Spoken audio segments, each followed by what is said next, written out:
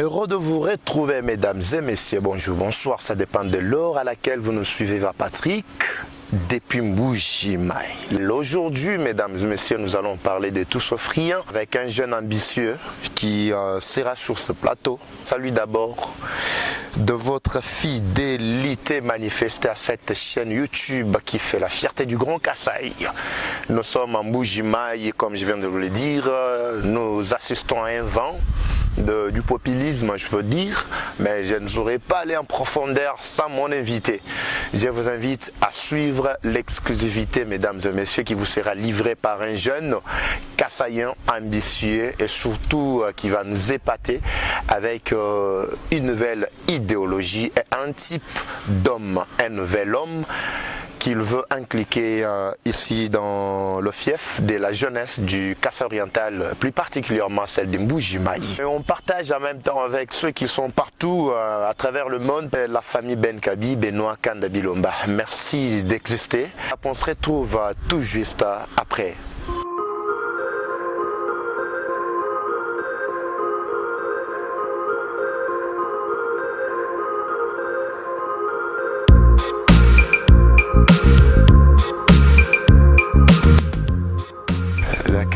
C'est bien. Bien sûr, avec lui c'est maître Tissa Bibeya Vince, avocat au barreau de Kinshasa, un jeune ambitieux. Bonjour maître. Bonjour monsieur Patrick. Vous allez très bien? Oui, je vais très bien. Vous-même aussi? Nous tenons par la grâce de Dieu. La gloire à Dieu. Trop jeune en tout cas. Bah, trop jeune, je ne sais pas. Alors, je ne dirais pas trop jeune. Je suis jeune comme vous. Vraiment.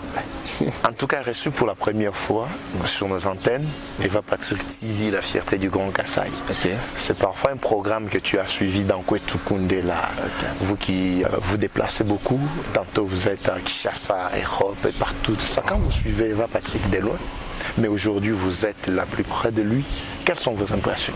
Les impressions sont toujours le meilleur lorsque nous rencontrons finalement la personne que nous avons toujours suivie de loin.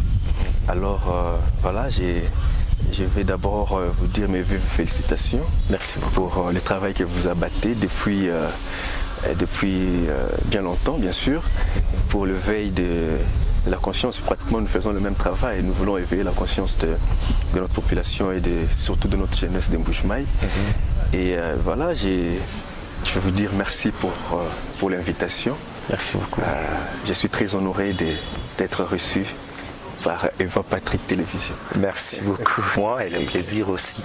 Et partager, maître, pour ceux qui vous voient pour la première fois, qui vous suivent à l'instant même, à travers le monde, ils veulent connaître qui est maître Tissa Bibeya Vince. Voilà, je suis maître Tissa Bibeya Vince. Je suis avocat inscrit au tableau de l'ordre des avocats du barreau de Congo central à Matadi.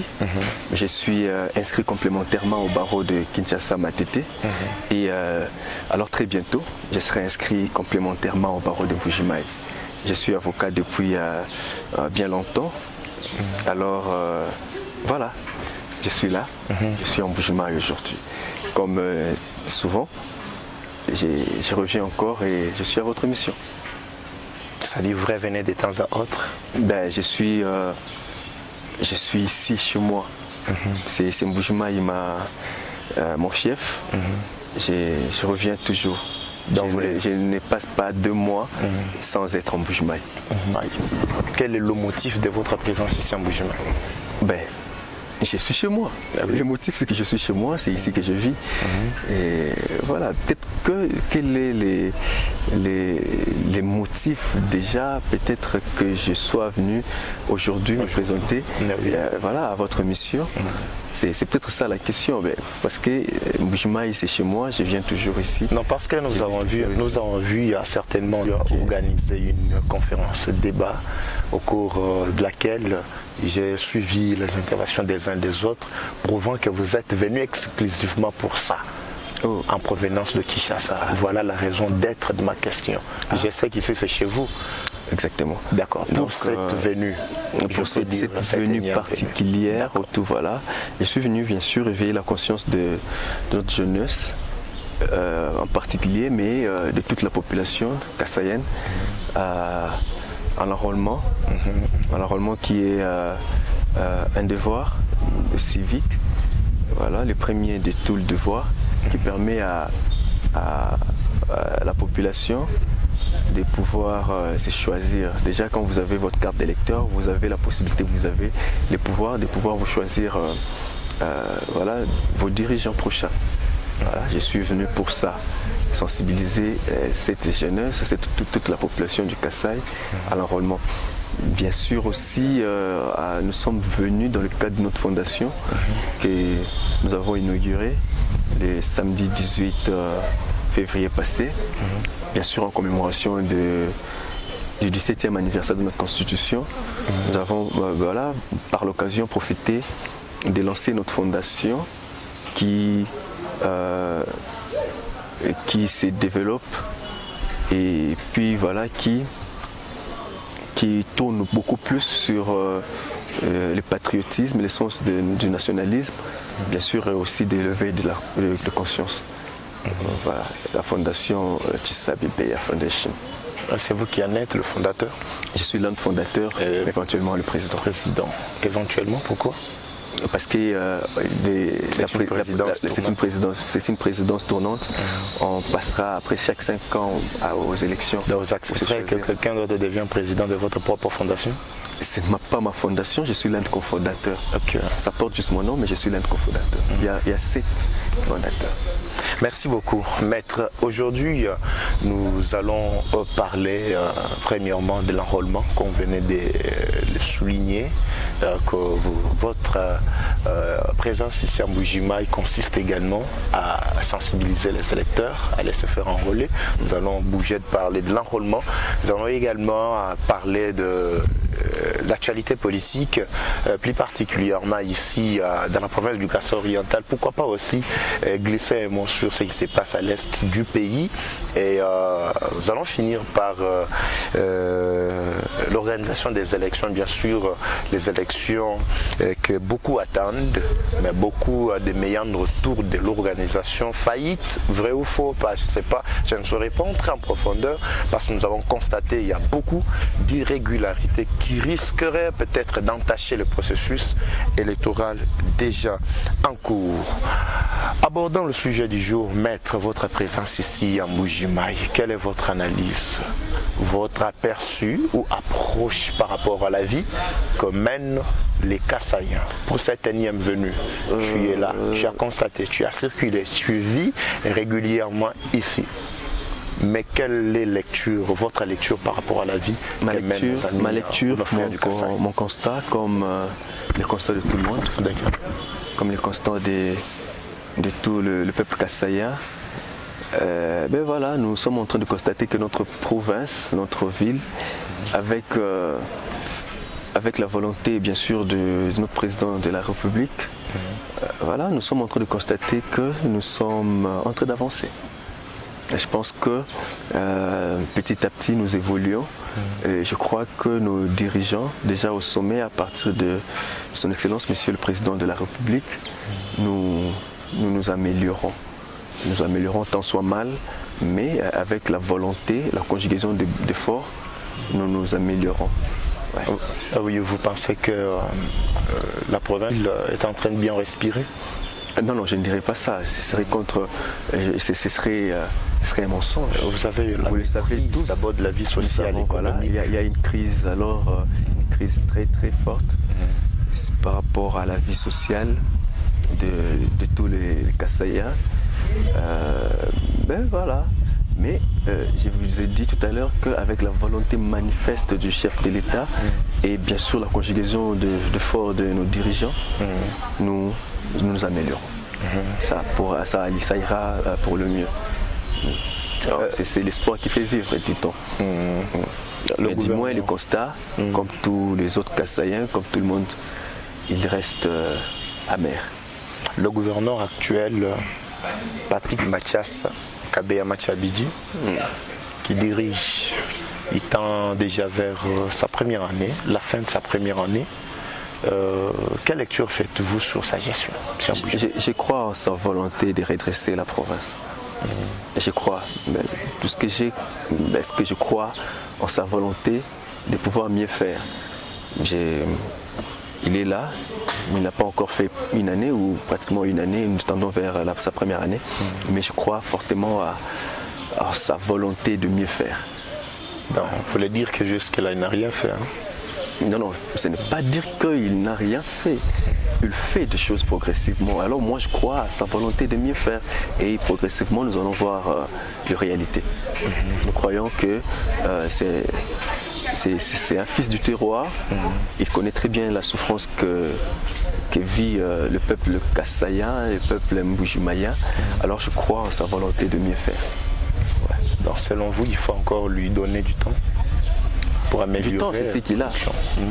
Du temps, c'est ce qu'il a. Il a du temps jusqu'à l'année prochaine, avant les élections. Et en ces temps-là, il peut faire mieux.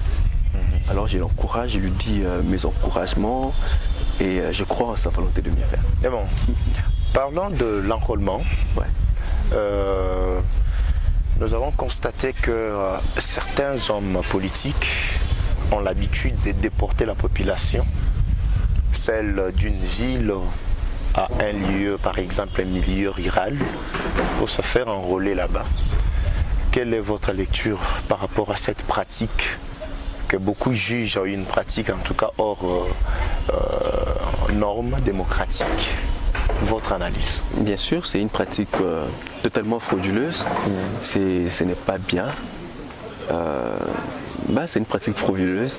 Ça ne permet pas à une province d'avoir l'électorat requis ou que ça ne permet pas à une province de constituer bien sûr son électorat. Parce que finalement, lorsque vous déportez de la population, vous réduisez le nombre de sièges que pouvait avoir une province ou un territoire de sièges électoraux. Bien sûr, ce n'est pas une bonne pratique. Je suis contre, mais je suis vraiment contre. J'appelle à toute la population de refuser de se déporter et j'appelle à toutes les personnes qui les font d'arrêter parce que ce n'est pas une bonne pratique, c'est une pratique frauduleuse. C'est une pratique frauduleuse et pour une personne qui pense changer ce pays, pour une personne qui pense améliorer les conditions de vie, il ne commence pas par ce genre de pratique. Déjà, quand une personne vous demande de vous déplacer pour aller vous enrôler ailleurs à son intérêt, il n'aime pas le pays, il n'aime pas la province, il n'aime pas sa circonscription électorale. C'est déjà un tricheur, c'est un fraudeur. Ne le suivez pas. Que dire alors de ceux-là qui se font baigner d'une foule pour aller se faire enrôler? Le cas pour vous, nous avons tous suivi hier, une foule immense est en train de suivre Maître Béa, Tchisabi Béa, jusqu'au centre d'enrôlement. Ne pensez-vous pas que cela puisse être sous forme du populisme ou bien c'est une bonne pratique démocratique qu'il faut promouvoir? Pas du tout. Je crois plutôt que c'est une pratique démocratique et une pratique bien sensibilisatrice. Être accompagné de bien sûr, pour aller se faire enrôler. Parce que vous savez, la situation malheureuse est que beaucoup de gens ne veulent plus s'enrôler parce qu'ils se disent entre eux que les élections ne nous apportent déjà rien du tout. Nous avons élu les dirigeants pratiquement à 3 élections, en 2006, en 2011 et en 2018, et rien ne change.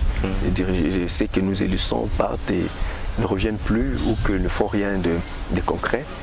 Alors, beaucoup de ces compatriotes ne veulent plus aller s'enrôler. Cette fois-ci, nous avons voulu alors aider la CENI dans cette démarche de sensibiliser la population à se faire enrôler. Alors, se faire suivre de la masse, moi, je pense que c'est une bonne pratique parce que ça permet à la population d'avoir ces goûts-là de s'enrôler. Ça permet à la population d'avoir le goût de s'enrôler. Mais aussi, comme je l'ai dit, les cas pour moi, personnellement, j'ai été surpris agréablement, comme vous, de constater que il y avait une foule derrière moi. Moi, je me suis levé comme tout bon citoyen hier après mon culte. Je me suis dit, bien sûr, d'aller prendre ma carte d'électeur, d'aller accomplir mon devoir. Alors, j'ai constaté comme vous qu'il y avait les gens qui se sont mobilisés pour m'accompagner à ces devoirs et j'étais très content. J'étais très content, j'ai aimé cette initiative et j'encourage à tous ceux-là qui peuvent sensibiliser les gens ou qui peuvent avoir les gens derrière eux de faire la même pratique, de se faire accompagner. Ça aide la CENI bien sûr d'enregistrer beaucoup d'enrôlés. Généralement, ceux qui se font accompagner d'une foule pareille lors de leur enrôlement ont toujours les ambitions du genre de devenir député, tout ça. Serez-vous aussi candidat député? Oui, je serai candidat député. J'ai aimé cette ambition-là d'être candidat député national. Mais je ne pense pas que ce soit tout le monde qui s'est fait accompagner par la foule.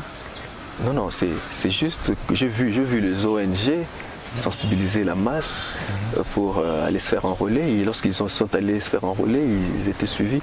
Et une ONG ne va pas postuler pour être candidat à quelque poste de responsabilité que ce soit. Je pense que c'est une pratique qui n'est pas forcément liée à une certaine candidature, mais j'encourage la pratique. Mais moi, je serai candidat. Vous avez montré vos ambitions. Je serai candidat. Devenir candidat. Ouais, je serai candidat, je vais postuler à la députation nationale. Dans quelle circonscription? Mbuji-Mayi. Mbuji-Mayi. Que voulez-vous apporter à la vie de Mbuji-Mayi que les autres n'ont jamais eu à apporter, surtout vos prédécesseurs? Une nouvelle touche. Comme quoi, par exemple? Je dirais les changements, mais d'une autre manière. Parce que tout le monde pourrait venir ici, vous parlerez du changement. Mais moi, j'aimerais apporter les changements qui soient concrets. J'aimerais investir dans l'homme Kassaya. J'aimerais appeler à un changement d'abord introverti. Que l'homme Kassaya sache sa responsabilité en tant que peuple, en tant que Congolais, en tant que Kassaya. Voilà. C'est comme je l'ai dit à la conférence le samedi passé. Nous voulons que les Kassayens soient en mesure de se faire une idée réelle de sa responsabilité, une idée absolument réelle de son pouvoir en tant que souverain primaire, souverain premier. Donc c'est ça le changement que moi je veux apporter. Je veux que le Kassayen quitte cette zone-là dans laquelle il est, qui le place dans un état de pauvreté, dans un état de précarité qui ne dit pas vraiment son nom. Je veux que la mentalité soit changée, la conscience soit développée et qu'il sorte de lui cette subordination, ces freins au développement qu'il a en lui-même. Voilà. Parce que le constat, il est celui-là lorsque nous venons. Chaque fois que nous sommes venus ici, nous avons compris que les Kassayens, c'est comme une personne aliénée. Vous voyez, un peuple aliéné, un peuple affamé qui ne comprend pas ce qu'il est réellement. Alors moi, je suis venu avec cette idée-là de changement qui change la mentalité d'abord du Kassayen avant de changer la mentalité de ce qui dirige le Kassaya. Maître, soyons pragmatiques, vous parlez du changement. Le discours qui a été prononcé aussi par beaucoup de vos prédécesseurs, je parle de vos vieux, les gros poissons politiques qui nous ont toujours promis le changement. Mais par où allez-vous commencer pour apporter ce changement à ce peuple kassayen, longtemps meurtri dans le désespoir? Déjà, vous savez que ce n'est pas la députation ou ce n'est pas le pouvoir politique qui fait qu'on apporte le changement dans cette province, dans notre ville ici. Bien sûr que tout le monde dans ses responsabilités apporte le changement. Le changement, c'est ce que vous faites ici dans le média. Vous essayez d'apporter le changement, d'éveiller la conscience de la population à travers ce que vous faites. Le changement, c'est ce que fait ces petits cordonniers, par exemple, qui passent, qui, lui, en faisant bien son travail, il peut apporter les changements dans le pays, dans sa ville. Alors, le pouvoir politique nous permettra justement d'avoir l'influence là de pouvoir changer, mais avec une autre dimension. Une autre dimension. Par où je vais commencer, je serai élu député national. Je proposerai des lois qui apportent de soulagement, qui apportent changement, qui apportent renouvellement de beaucoup de choses dans notre ville, dans notre province. C'est ça le travail du député national, bien sûr, parler pour toute la nation aussi, mais pour la circonscription électorale qu'il a amenée au pouvoir. Alors moi, je proposerai des lois éventuellement pour la nation, mais aussi pour cette ville que je chéris beaucoup, la ville de Mbuji-Mayi. Et soyez-en sûrs que les changements se feront voir. Pourquoi embrasser la politique si jeune que vous êtes? Je l'ai encore embrassé un peu plus tôt que vous le pensez aujourd'hui. J'étais encore étudiant alors que j'étais déjà politicien. Je suis venu en politique, j'avais pratiquement voilà, je dirais 18 ans, ouais.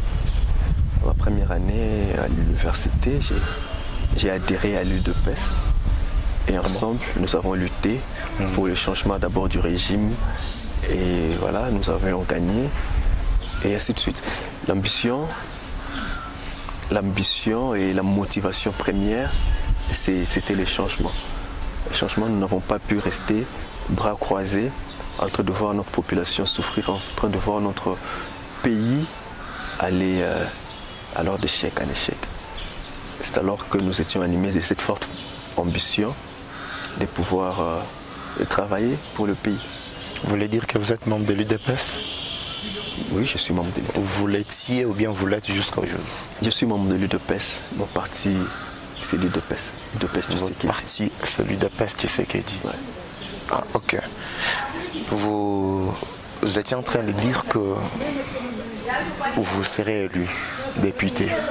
Est-il dit que c'est seulement dans la députation que l'on peut se positionner pour avoir le goût d'apporter le changement? Non, tout à l'heure, là, je vous ai dit que vous apportez les changements dans votre travail, dans votre métier. Je vais donner l'exemple de ces petits cordonniers qui passaient. Il peut apporter les changements à travers ce qu'il fait, s'il est seulement conscient de ce qu'il fait, s'il sait de ce qu'il fait, il le fait pour apporter un plus à son pays. Moi, je suis avocat, je peux bien gagner ma vie étant qu'avocat et je peux bien influencer un certain changement dans mon pays avec ma profession, mais je suis aussi appelé à faire la politique. C'est une vocation pour moi et je pense que je peux toujours influencer et apporter les changements dans cette autre dimension de la vie. Maître Tissa, vous serez en face de beaucoup d'adversités et d'entraves, d'autant plus que la population en a marre, et surtout quand on parle de la politique. Serez-vous vraiment en mesure d'affronter cette réalité? Affronter la réalité des compétiteurs, des challengers ou affronter l'adversité de la population? L'adversité de la population, bien sûr. Les politiciens n'ont rien apporté. Au contraire, selon une certaine opinion. Au contraire, c'est les politiciens qui sont à la base de la destruction de cette province. Et si aujourd'hui vous revenez avec ce même discours, pensez-vous que vous serez le bienvenu à cette population? Vous voyez, je l'ai dit à la conférence, la RDC, notre pays, compte aujourd'hui plus de 100 millions d'habitants.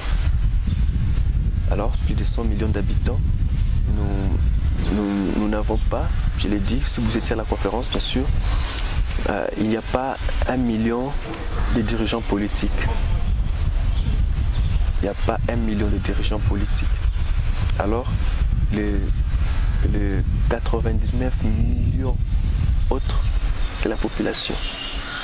En Mbuji-Mayi, je peux vous dire, nous avons un gouverneur avec son gouvernement, nous avons l'Assemblée provinciale, nous avons toutes ces institutions publiques. Ça ne fait pas 10% de la population kassaïenne. Alors, je ne dirais pas comme vous que c'est les dirigeants politiques qui ont détruit Kasaï. C'est le peuple kassaïen eux-mêmes. C'est le peuple kassaïen eux-mêmes. C'est ça d'ailleurs notre lutte. Comment ça? C'est de veiller la conscience du kassaïen. de lui dire, de l'appeler à l'amour au fait de sa province, à l'amour de sa ville de Mbuji-Mayi. Bien sûr que les dirigeants politiques ont le pouvoir, mais le peuple demeure le premier. C'est lui le souverain primaire. C'est lui qui dirige. C'est lui qui peut influencer la politique au quotidien, le peuple. Alors si cette province connaît ce qu'elle connaît aujourd'hui, c'est nous, le peuple, qui l'avons rendu comme ça. Il y a le peuple qui fouille Mbuji-Mayi aujourd'hui, qui part dans d'autres provinces. Il y a le peuple qui fouille Mbuji-Mayi aujourd'hui pour aller ailleurs, à la recherche du bonheur, oubliant que le bonheur se construit. Oubliant que le bonheur se travaille, en fait. Ailleurs où ils partent travailler. Seulement, ils ne veulent pas travailler ici. Je me pose la question de savoir, lorsqu'ils partent travailler ailleurs, ils veulent que qui travaille pour eux ici? Vous voyez? Alors je veux juste je veux créer en l'homme kassaïen cette mentalité d'amour au fait, l'amour de sa propre province, l'amour de sa ville. Parce que nous n'avons que des dirigeants que nous méritons. Si on aime notre province, si on aime notre ville, nous allons lui donner de bons dirigeants. Nous allons donner à notre province de bons dirigeants. Bien sûr, avec cette année qui se veut électorale, je pense que tout Kassaïen est pris du développement de cette province, tout Kassaïen est pris du changement, comme moi, choisira de très bons dirigeants pour cette province cette fois-ci et connaîtra l'essor du développement. Parce que sans cet amour-là, le peuple sera affamé, meurtri et voilà, il n'aura pas les dirigeants qu'il faut pour relever la Est-ce que vous connaissez bien la ville de Mbuji-Mayi, la province du Kassai oriental, ainsi que son peuple? C'est chez moi. Je connais très bien. Vous avez la maîtrise de la ville? C'est chez moi, je connais très bien. Selon une certaine opinion et les études, surtout les recherches menées, il ressort que Maître Tshisabi ne vient que quand il a les ambitions comme politique aujourd'hui, mais il ne connaît rien de Mbuji-Mayi. C'est quelqu'un de la diaspora. Que répondez-vous à cette population qui croit que vous n'avez aucune maîtrise et vous ne méritez pas vraiment leur voix? Mais vous êtes le premier. Nous ne sommes pas à une période de campagne, bien sûr. Bien sûr, vous êtes le premier à démentir à toutes ces personnes-là qui vous n'avez aucune résidence ici, pas de repère. Vous êtes le premier, vous êtes venu me déposer votre invitation chez moi à la maison. Vous savez, chez moi à la maison, je ne parle pas de chez nous d'abord, je parle de chez moi. Tu connais très bien chez moi. Voilà, tu es le premier à dire que je ne suis pas un parvenu politique. J'ai un fondement. Bon, dire peut-être que Maître Vince vient de Kinshasa, vient d'ailleurs. Bien sûr que nous partons ailleurs pour développer de certaines connaissances afin de revenir travailler pour notre province. Vous voyez, j'ai fait, bien sûr je suis allé à l'étranger, je suis allé à Kinshasa pour des raisons d'études et de recherche. Et voilà, lorsque le moment est venu, alors que je me suis senti prêt, je suis venu m'engager pour les prochaines élections. Mais seulement c'est chez moi ici. Je ne pense pas que j'ai déjà fait 2 mois. Je ne sais pas, je ne pense pas en tout cas que j'ai déjà fait 2 mois, 2 mois à l'étranger ou 2 mois à Kinshasa sans être ici. Je ne pense pas trop. Je n'ai même pas encore fait. Depuis que je suis là, je ne fais que de navettes. Depuis, je n'ai pas encore fait pas plus de 2 mois. Ça voulait dire que vous êtes natif de Mbuji-Mayi. Oh là, je suis natif. Je suis né en Mbuji-Mayi. Voilà, je suis né ici, j'ai grandi jusqu'à un certain âge ici, mais depuis un moment, je suis resté à Kinshasa, bien sûr, pour les raisons d'études. Je suis allé à l'étranger pour ces mêmes raisons. Et après, je suis rentré et depuis que je suis indépendant, que je ne dépends plus absolument de mes parents. J'ai un chez moi ici, j'ai ma famille ici, je reviens à tout moment, vous le savez. Et c'est ici chez moi. Oui, là vous ne me répondez pas, vous répondez à ceux qui vous taxent de quelqu'un de la diaspora. Ah non, non, ça c'est le fond. Je suis ici chez moi. Mais pourquoi avez-vous pensé toujours à retourner ici alors que nous décrions la médiation, la famine, le rural, tout ça, l'économie était par terre, mais vous avez toujours rêvé Mbuji-Mayi, Casse-Orientale. Pourquoi toujours? Pourquoi ne pas rester en Europe? J'aime beaucoup ma province. J'aime beaucoup ma province autant que j'aime mon pays, autant que j'aime ma famille.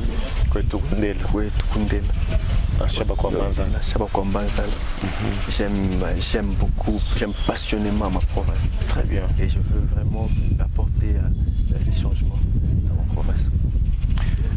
Mesdames et messieurs, je vous rappelle que nous avons reçu pour vous un jeune Kassaïan, leader d'opinion, qui est en train d'étaler son intelligence au-delà de toute capacité, qui mérite mieux que les autres. Voilà, je ne fais pas sa propagande, ni sa publicité non plus, mais c'est une crème intellectuelle, comme vous le savez très bien. Dans nos antennes, souvent nous faisons la promotion de nos valeurs culturelles. Moi, on n'a pas bilamba.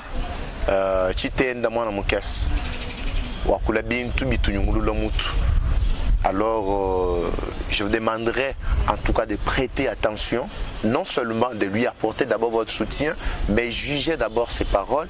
Par après, vous ferez la conclusion comme moi.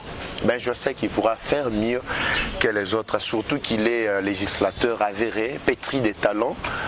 Nous croyons que cette fois-ci, le changement pourra être effectif dans notre province, particulièrement la ville de Mbuji-Mayi. Maître Tshisabi, l'est du pays, en ruine depuis plus d'une année, le mouvement terroriste soutenu par le pays voisin Rwanda, en train de ravager la partie orientale de notre pays, la RDC.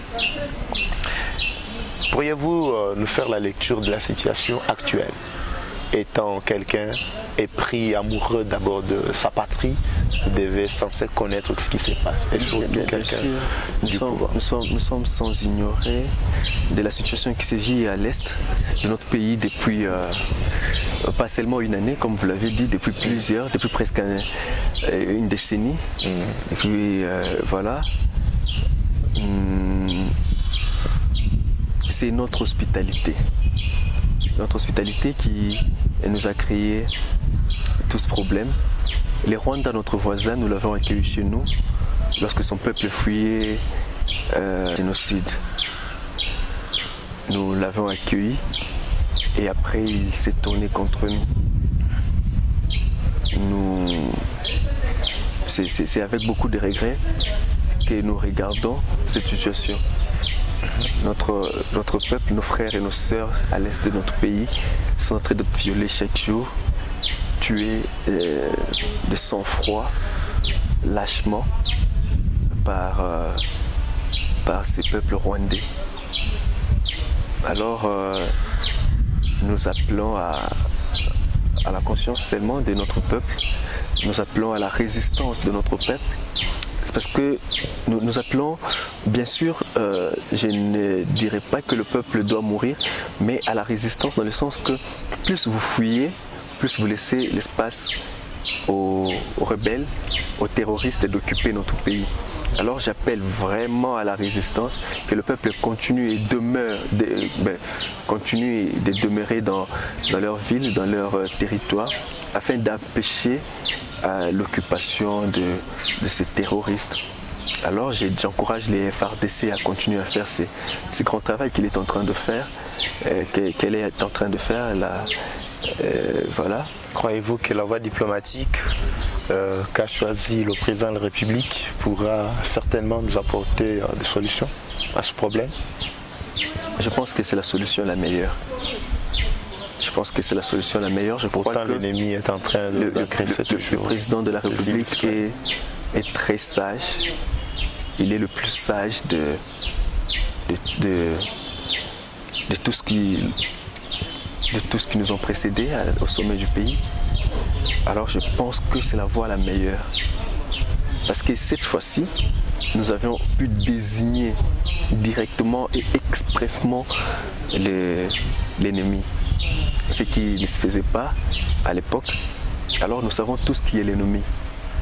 Et bien sûr, nous appelons à tous les comités, la communauté internationale et de nous soutenir dans ce que nous sommes en train de faire pour finalement mettre à la porte cet ennemi et nous laisser vivre en paix dans notre pays. Alors que dire des villages déjà occupés par les rebelles? Les FARDC seront toujours en mesure de récupérer? Les Congos, c'est déjà vendu. Les Congos, notre pays, les Congos, mon pays, restent un et indivisible. Les territoires déjà occupés seront récupérés. Les FARDC est en train de faire le travail pour se faire. Nous allons le récupérer et je crois que nous sommes en train d'avancer, nous sommes dans le bon. Nous sommes dans le bon. Notre pays reste un et indivisible. Vous venez de souligner que vous êtes membre de l'UDPS. Je suis membre de l'UDPS. Comment se porte Jean-Marc Abound? Je suis membre de l'UDPS. Il fut votre président haï.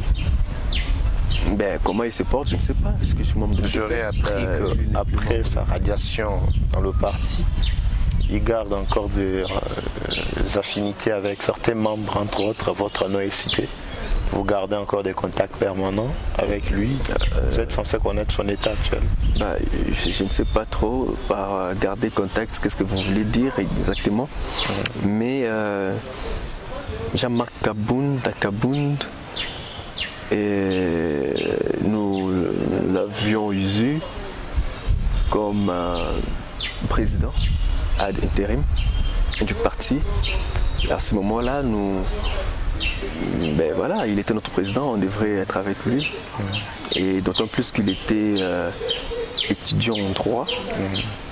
Et il essayait de nous approcher pour des orientations, pour certains encouragements.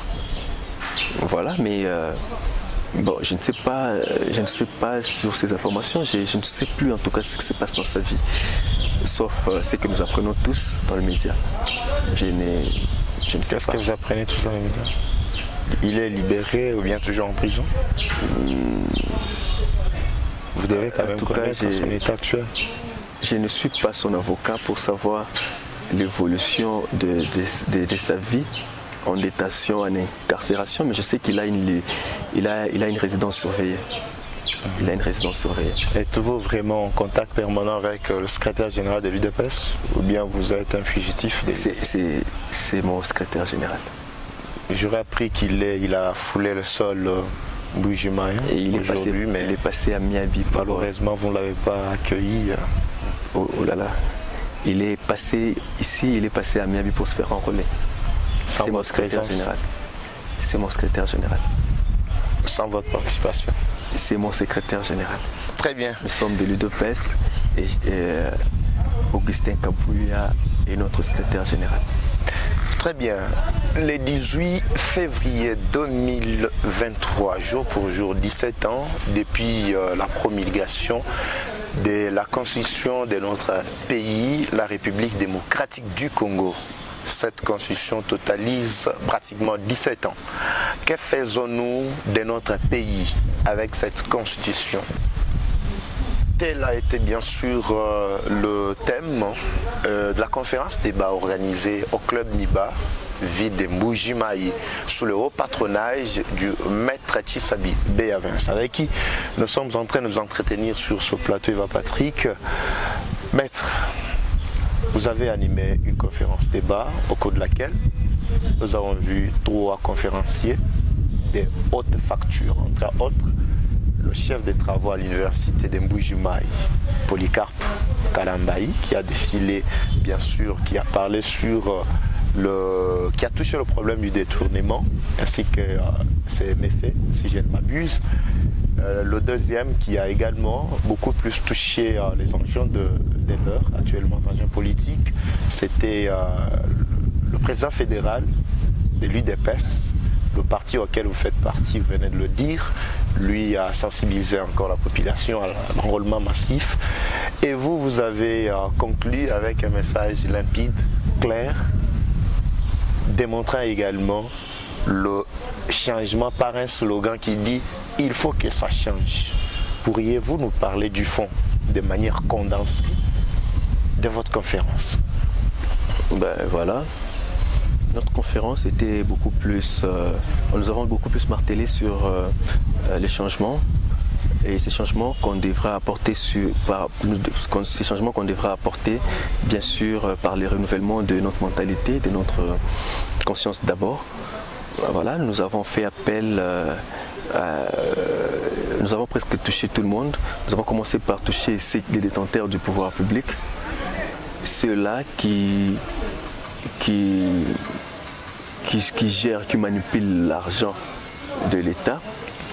Alors nous leur avons appelé à la conscience de pouvoir bien le faire. Parce que les détournements constituent réellement un frein pour le développement, pas seulement de notre province, mais de tout notre pays. Le détournement, lorsque vous gérez les fonds de l'État, lorsque vous gérez l'argent de l'État, il faudra savoir le faire, savoir l'utiliser.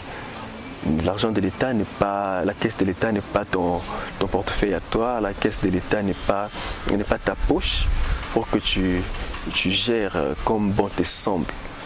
Lorsque tu es détenteur des mandats publics, lorsque tu gères les fonds de l'État, il faudra savoir comment les faire pour apporter le développement.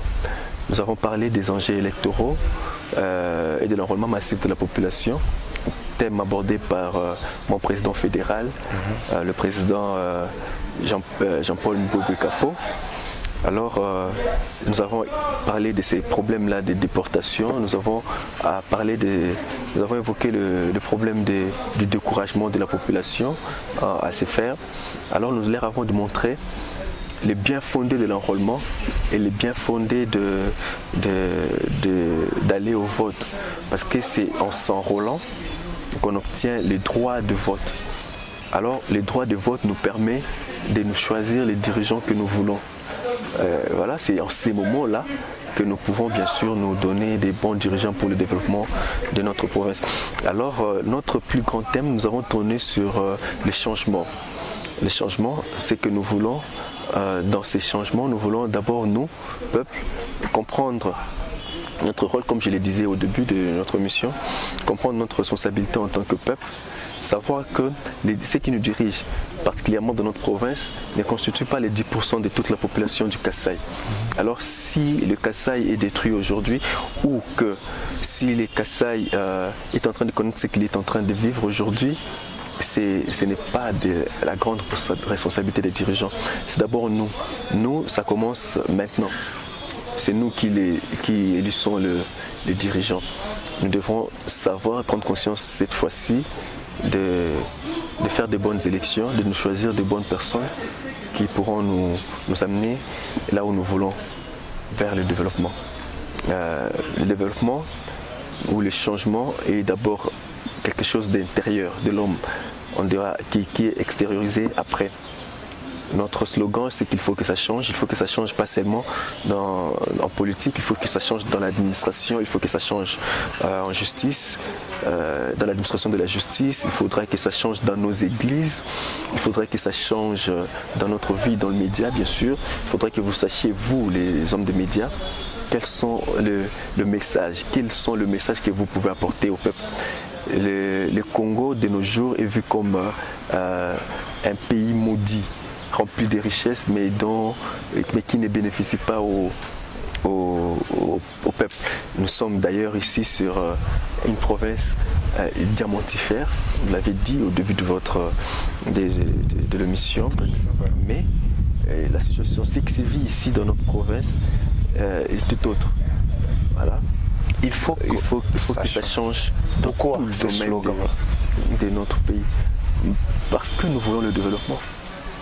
Parce que nous voulons le développement, parce que nous voulons que notre Mbujimaï voilà, soit revêtu de sa plus belle robe. Nous voulons que la fierté du Kassaya se renouvelle. Nous voulons que les choses s'améliorent. Qu'est-ce que vous voulez que ça change? Ce que vous voulez que ça change, c'est quoi? Et ce que nous voulons réellement, et bien avant tout, c'est la mentalité du Congolais, la mentalité du Kassaïen. Les Kassaïens doivent sortir de cet esprit qui le maintient dans la pauvreté, de ce système qui le maintient dans la précarité. Voilà. Cette conscience-là renouvelée lui permet au Kassaïen de faire un bon choix de ses dirigeants. Cette conscience-là renouvelée permet au Kassaïen d'aimer sa province. Et lorsqu'on aime sa province, on travaille pour. Donc, la première que nous voulons dans ces changements, c'est d'abord la mentalité, la conscience du Kassaïen. Et ensuite, je pense, et je le sais très bien, lorsque la conscience est renouvelée et changée, le reste là vient de soi. Vous laissez la population toujours dans l'obscurité par ces slogans qui demeurent toujours très théoriques.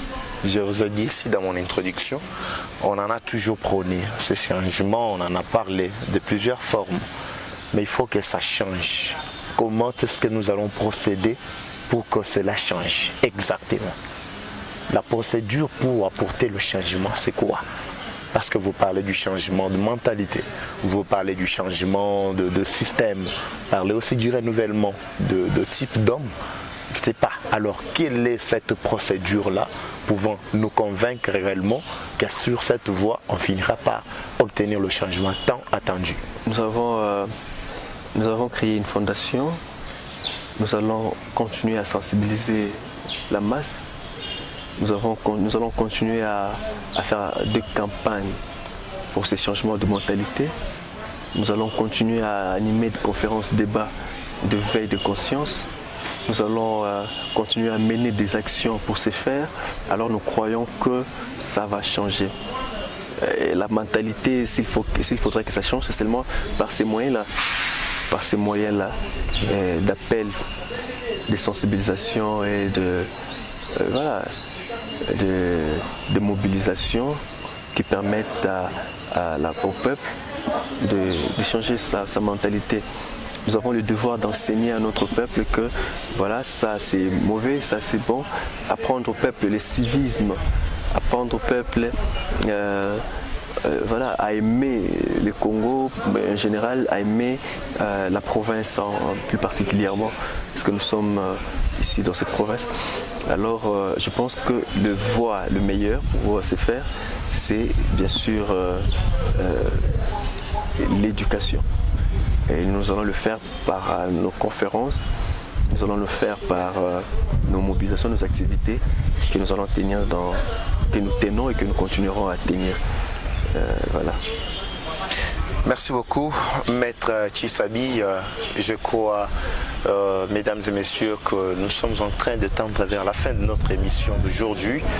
Bien sûr, je vous rappelle que nous avons reçu un jeune qui nous épate, qui mérite mieux notre encouragement, notre soutien actuellement, parce que nous avons constaté que la vieillesse n'a pas pu apporter ce qu'il fallait à la jeunesse. Alors nous sommes à une époque de changer.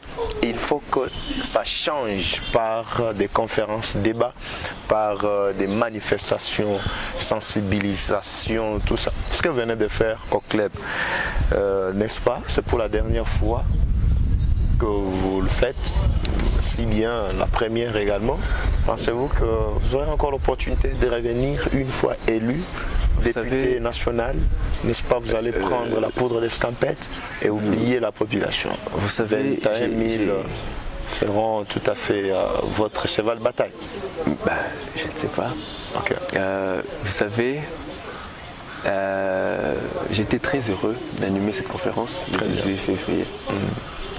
Pourquoi? Parce que durant la conférence, nous avons compris, la plupart des personnes qui sont venues étaient curieuses de savoir, en fait, c'est quoi cette constitution. bah, c'est quoi les 17 ans d'anniversaire? En fait, il s'agit de quoi réellement? Et j'étais surpris à ma propre honte de constater que beaucoup de notre population ici au Kasaï ne savent pas que nous avons une constitution qui a été promulguée le 18 février 2006 et révisée en 2011. Voilà. Vous voyez, c'est à travers ces genres de manifestations, à travers ces genres de conférences que nous enseignons à notre population le civisme. Tout le monde qui est sorti de la conférence est sorti avec l'idée que nous avons une constitution, celle qui dirige notre pays. Ils ont toujours entendu parler de la constitution, de la violation de la constitution, mais ils n'avaient jamais su c'est quoi réellement la constitution, c'est quoi réellement cette loi fondamentale qui nous dirige. Et puis après, au sortir de la conférence de ce samedi, ils ont compris.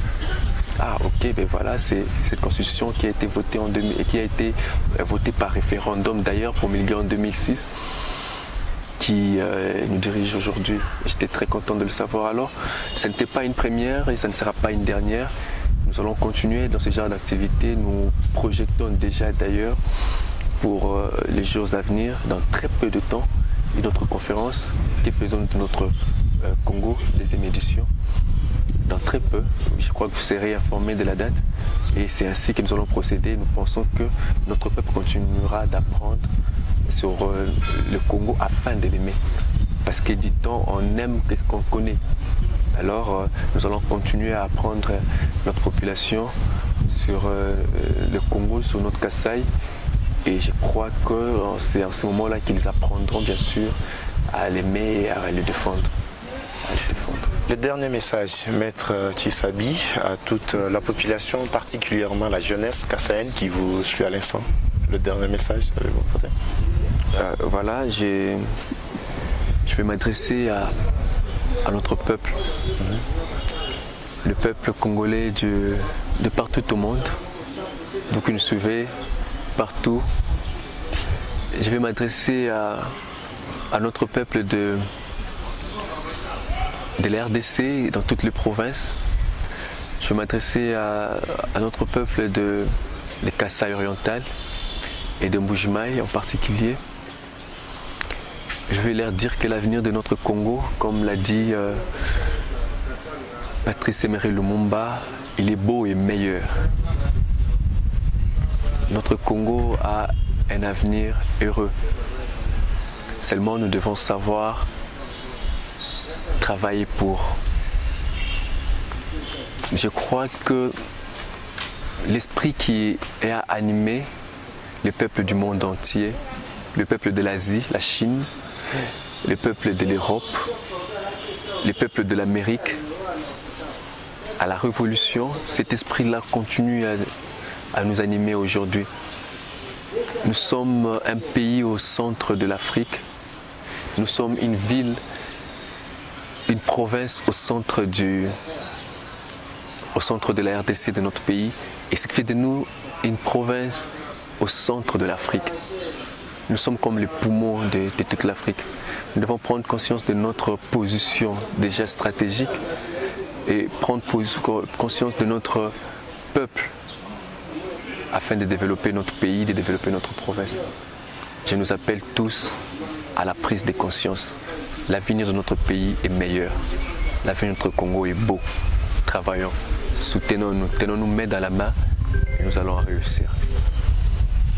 Maître Tshisabi, merci d'avoir répondu à notre invitation. Je vous remercie.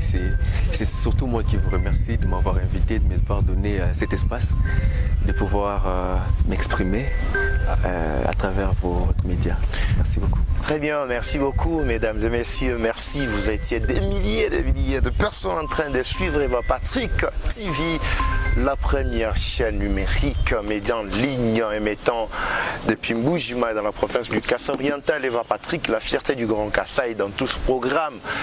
Kwetu kundela na shabakwambanzala twakula bimpa bakwetu tulubuluja ikwetu tunanga ikwetu twenza malumimpa akwetu kwetu kumwana mwaku toka ni kuya kumpala. Je ne cesserai de lancer ce message de la Sogacor. Le numéro est affiché. J'avais rappelé la fois passée Pour ceux-là qui gardent encore les intrants, il y a Sogacor, il y a Kala Mila, il y a Kala Touzier, il y a Kala Ching, Tubikila numéro AI. Nous diffère enregistrer comme ça. Sogacor, ni Kala Mokoutuma équipe.